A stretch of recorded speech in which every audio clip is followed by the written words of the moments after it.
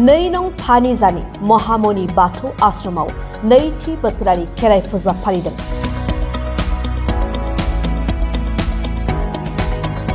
क'क्राझार जिल्ला परबतजरा मुखुमानि सिङाव थानाय नै नं फानिजानि दुलाराय शिव सनातन ब्रह्म बाथौ ओलोंगि मन्दिराव सानसेनि हाबाफारिजों मागो पूर्णिमा तिथिखौ लोब्बा लाखिनानै खेराइ फुजा फालिदों।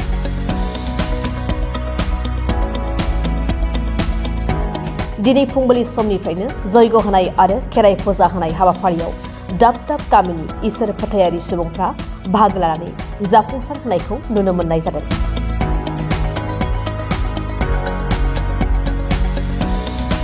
मख'नो गोनांदि बे मन्दिरखौ थांनाय 2009 मायथाइयाव रुंसारि दिनेन्द्र बसुमतारिया गायसननानै गालांदोंमोन। दा बे मन्दिरखौ मन्दिर कमिटिया सालायगासिनो दं। अदेबानि आफादगिरि बिष्णु कुमार ब्रह्मनि नाजानायाव दिनैनि खेराइ फुजायाबो समायना रमायना हाबाफारिजों खुंफुंजायो। लोगोसे बे आश्रमाव फैनाय सुबुंफोरनि थानाय जानाय लोंनायफोरा गोबां आंखाल थासारियाव दं। बेनिखायनो दानि खुंथाय गोहोआव थानाय बिटिआर सरकारनिसिम अनसुंथाइ मोननो हास्थायदों बिथां आफादगिरिया। गिबियावनो दिनै नोंथांमोननि बे निउस चेनेलनिसिम रोजा रोजा साबायखर बावग्रोनाय जाबाय। मानो होनोबा नोंथांमोनहा दिनै जोंनि बे बेसेबांबा गोथौ बेकवार्ड जायगायाव फैनानै खौरां लाफैदों। बिनि थाखाय आङो बे आश्रमनि आफादगिरि जानानै नोंथांमोननिसिम साबायखर जासिग्रोनाय जाबाय। जोंनि खेराइ फुजा होनायनि उद्देश्यआनो जाहैबाय माने जोङो दुलाराय शिब सनातन ब्रह्म बाथौ धोरोमनि सिङाव थानाय बे नैबे फानिजानि गामि, दा बे फानिजानि गामियाव जोंनिनो गुरु हिसाबै दङमोन जोंहा, दा बिथाङा रुंसारि जानानै थांबाय, दिनेन्द्र बसुमतारि। दा बिथाङा 2009 मायथाइयावनो जोंनि बे फानिजानि गामियाव फैनानै नैबे महामुनि बाथौ आश्रमखौ गायसननानै गालांदोंमोन।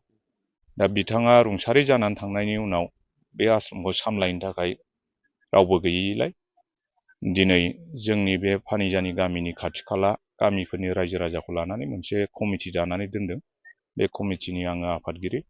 दा दिनै जोङो खेराइ फोरबोखौ फालिनाया बोसोरनैयाव आगान होबाय। थांनाय बोसोरनिफ्रायसो जोङो फालिनाय जादों।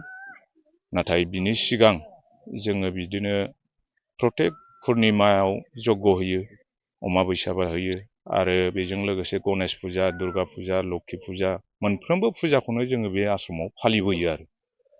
नाथाय जोंनि बे खेराइ होनाया सिमोननिफ्राय जागायजेनदों।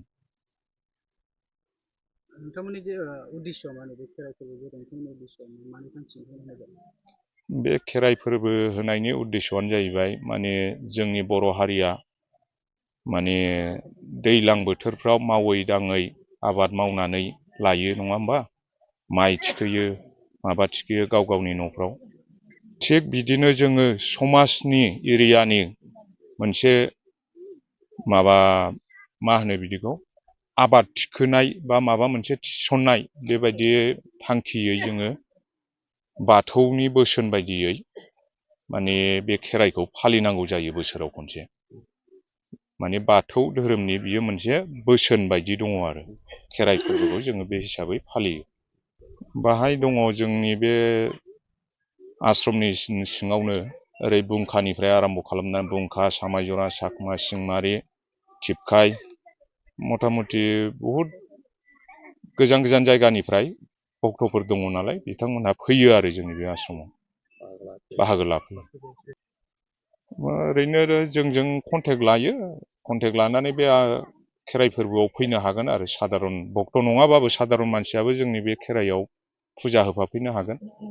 बाहाय जोंनि बाथौनिल' होननानै बाथौनिल' मानसि फैया, ओरैनो ब्रह्म धोरोमनिबो भक्तफोरा फैयो। फैनानै जोंनि माखासे निथि नियमफोरखौ मोजां मोननानै जग्यफोरखौ होफायो आरो गाव गावनि न'खर सान्थिनि थाखाय जग्य होफाफैयो।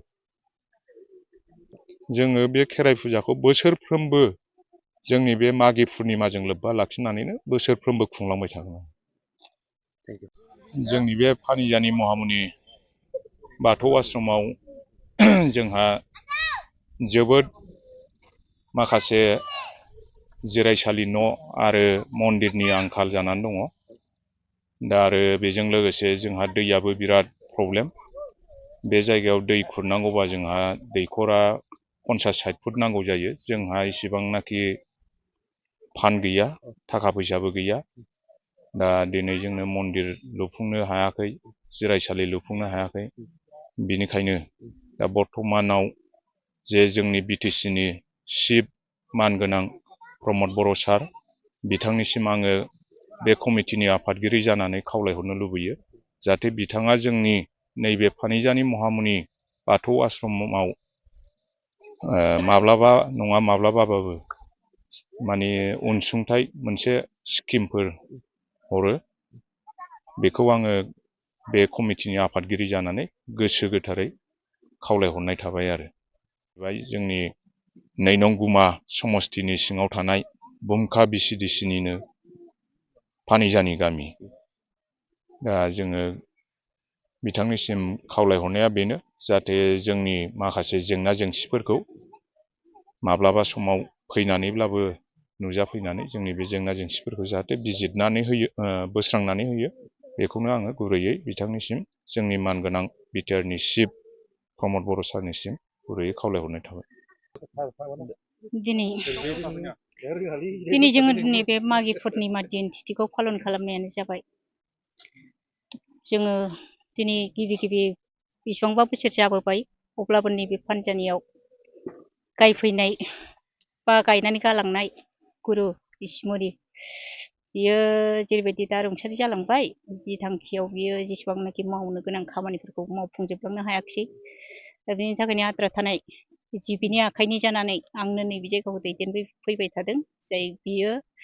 बे जाबाय बङाइगाव आमगुरि थानानि सिङाव थानाय खैलागाव गामिनि। आंबो बे जायगानिनो। दा बेनि गेजेरजों जि खामानिखौ मावै भक्तफ्रा मावगासिनो दङ, बियो दिनैनिल' गोदान धोरोम नङा, दानिल' नङा, गोदो गोदायनिफ्रायनो मावबोबाय थानाय। जिखिनि गोदो गोदाय बे जायगायावनो जोनोम मोननाय जोंनि काजलगाव गामियावनो जेनेबा गुरुदेब कालिचरन मोननि गेजेरजों दा जेरैबायदि फोरलां बाबाजिजों जेरैबायदि हमथाबोनाय धोरोम, दा नेम निथिनि गेजेरजों बे मावै बै रौमारि ज्योति आश्रम, बे ज्योति आश्रमनिफ्राय दिनैसिम बे फोरलां बाबाजिया जि हमथानानै गालांनाय बे धोरोमखौ लानानैनो साफ्रोमबो जों भक्तसालिया बेबायदिनो मोनफ्रोमबो जायगायाव दाब जायगायाव बिदिनो एखमबा समाव मागि पुर्निमा, एखमबा समाव देवल फुजा, एखमबा दुर्गा फुजा, बेयाव मन्दिरफ्रा मोनफा जेरावबो दंखाजोबसै गोसारनानै। दा बे धोरोमनि गेजेरजोंनो दिनैबो जोंबो नैबेयाव जि बुजिफेरनो मोनाखै, नुफेरनो मोनाखै, बेसेबांबा दिन जालांबाय गोदोनानै थाबाय। दिनैसिम 2थि बोसोर जाबाय बे मागि पुर्निमा दिन तिथिखौ खुंनाया। दा बिनि गेजेरजों रावबो मोनथिस'वाखै, रावबो बुजिस'वाखै। बेयाव जुदि रिसिमुनिया गायफैदोंब्लाबो माब्लाबा समाव दुखु खस्थ' मोनलांनो गोनां जानांदों, माब्लाबा न' जालायना होखारलायनो गोनां जानांदों। बेफोरबायदि धोरोम बुजिनो हायै जायगायाव फैनानै धोरोमखौ गायना गालांबाय। दायाव सासे सानै भक्तफ्रा ज' जानानै बे खामानिखौ मावलांबाय थादों। जाहाथे जुदि इयुनावबो जुदि बेबायदि मावफुंलांबाय थानो हायो, बेखौनो बयबो ज' खौसे जानानै खामानिफोरखौ मोजाङै मावलांनो हायो, बेखौनो आं बुंनाय जादों आरोखि। धोरोमा बेखिनियानोसै। रायजो दंमोन, राजा दंमोन, नेम दंमोन, निथि दंमोन। नाथाय बर'आ दा रायजो गैला, राजा गैला। माने राजा जादोंबाबो माखासे खर्मफोरखौ दैदेननो हाला, मावनो हाला। दा बेफोरनि गेजेरजों खेराइफोरबो जों गोदोनिफ्रायनो बर'आ खेराइ खुङो, मावो। दा बिनि गेजेरजों राज सिंहासनखौ होनानै राजसिक जैग'खौ होनाय जायो। मानो होननानै बुंदोंबा, रायजो खांनोबा, राष्ट्र बेंनोबा, सासे राजा जानोबा राजपुरहितखौबो बानायनांगोन।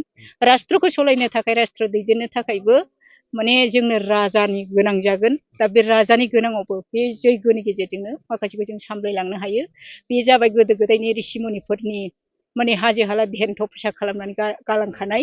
बे धेनथ' फैसा खालामनानै गालांखानाय बे शिब सनातन ब्रह्म बाथौ ओलोंगि धोरोम मिरुनि सिङाव थानानैनो बे मोनफ्रोमबो जैग' फुजा पातखौ जोङो फार्स्टनिफ्रायनो बिश्वहरि फुजा सावबाय, बिदिनो गणेश फुजा होबाय, बिनिफ्राय नै राष्ट्र होगोन। दा मोनाबिलियाव 4टासो समाव जोङो मंगल सावनानै खेराइ फोरबोखौ जोङो होलांनोसै आरोखि। दा बेनो आरो। दा बे खर्मनि गेजेरजोंनो जोङो जेसेबां राजा रायजोनि खाय खर्म मावनांगौ, बे राजा रायजोनि गेजेरजोंनो जाथिनि हारिनि सब नांगौ रोखोमनि उद्देश्यफोरखौ जों बेयावनो आसार बिसारखौ सायनानै मोनजोबो आरो हाजोबो आरोखि। माखासे धेनथ' फैसा धारनाफ्रा बेहाय जाजोबो आरोखि। नैबे फोरबोनि एबा नैबे फुजानि गेजेरजों बे बर'नि गोबां जेंना जेंसिफोरखौ नोंथांमोना फोजोबस्रांनो थाखाय नैबे समाव रायफोरथागोन नामा? रायफोरफागोन जों बे माने जेंना जेंसि जेसेबां गोग्लैसोना थानाय बर' जेसेबां मिन्थिस'नो हायै जेसेबां माने खैफोद खैदाङाव गोग्लैबाय थानाय बेखौ माने सोरबा रायजो राजानि गिदिर गोलावफ्रा सहाय होफैयोबा बेयावबो जों बिना हरनो हानाय बा माबा मोनसे जाथिनि नांगौआव इसोरनि खाथियाव जों आर'ज गाबना हरनो हानाय माबा मोनसे दङ आरो दा बिनि गेजेरजों जि खर्मखौ मावनांगौ बे खर्मनि लामाखौ दा गासिबो दिहुननो हाग्रा माखासे ऋषिमुनिफ्रा थैलांबाय दासिमाव दिनै नांगौ बायदिया सोरबाया दं सोरबाया गैला जालांबाय दा बिनि गेजेरजों फुजाया बावल' नङा बैयाव हरैहायबो उलुबारि फानबारियाव मोनसे जागासिनो दं दा बिनि गेजेरजों ओरैहाय गोदान गोजा दा बे गोदान गोजानि थाखायनो दिनै बे खामानिखौ एसे जों सोलोंसा गोजाबाबो बेखौ जाक जमकै होनाय जादों आरो दिनैनि खामानिखौ दे